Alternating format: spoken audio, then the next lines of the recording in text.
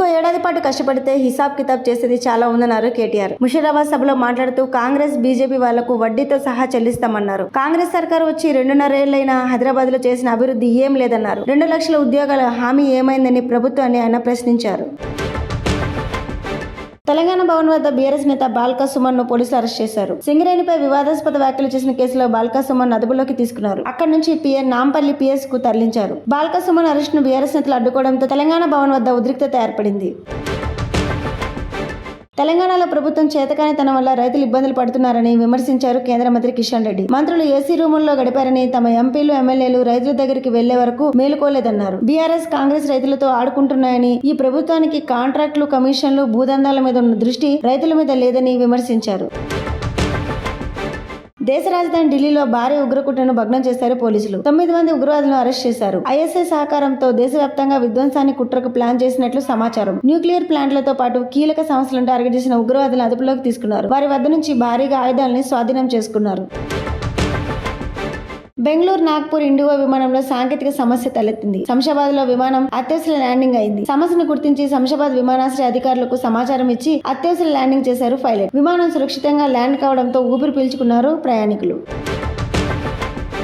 విద్యార్థినులకు ప్రతి నెల 3 రోజులు ఋతుక్రమ సెలవులు ఇవ్వాలని కేరళలోని నూతన యూడీఎఫ్ ప్రభుత్వం నిర్ణయించింది. 50 మందికి పైగా ఉద్యోగులున్న ఆఫీసుల్లో క్వాలిటీ డే కేర్ సెంటర్లు ఏర్పాటు చేయనున్నట్లు గవర్నర్ రాజేంద్ర తొలి అసెంబ్లీ ప్రసంగంలో వెల్లడించారు. మహిళా ఉద్యోగులకు జీతంతో కూడిన 6 నెలల మెటర్నిటీ లీవ్స్ అమలు చేస్తామని తెలిపారు. నిరుపేదలు, అనాథలు లేని రాష్ట్రంగా మార్చేందుకు దత్తతలను ప్రోత్సహిస్తామన్నారు. ఏపీలో మరో 2 రోజులు భిన్న వాతావరణం ఉండనుంది. తీవ్ర ఎండలు, పిడుగులతో పాటు వర్షాలు. ఏపీలోని 11 మండలాల్లో తీవ్ర వడగాల్పులు వీచే అవకాశం ఉంది. పోలవరం, కాకినాడ ప్రాంతంలో 46 డిగ్రీల వరకు ఉష్ణోగ్రతలు, పలు చోట్ల 43 నుంచి 44 వరకు డిగ్రీల వరకు ఉష్ణోగ్రతలు నమోదయ్యే ఛాన్స్ ఉంది. దక్షిణ ఏపీలో పిడుగులతో కూడిన మోస్తారు వర్షాలు పడనున్నాయి. దీంతో ప్రజలు అప్రమత్తంగా ఉండాలని వాతావరణ శాఖ అధికారులు సూచించారు. బంగారం కొనేవారికి గుడ్ న్యూస్. గురువారం బులియన్ మార్కెట్ ప్రారంభం కాగానే బంగారం, వెండి ధరలు తగ్గాయి. ఈ రోజు 24 క్యారెట్ల 10 గ్రాముల బంగారం ధర 1,58,290 రూపాయలుగా ఉంది. ఈ రోజు 600కి తగ్గింది. ఈ రోజు 22 క్యారెట్ల 10 గ్రాముల పసిడి ధర 1,45,100 రూపాయలుగా ఉంది.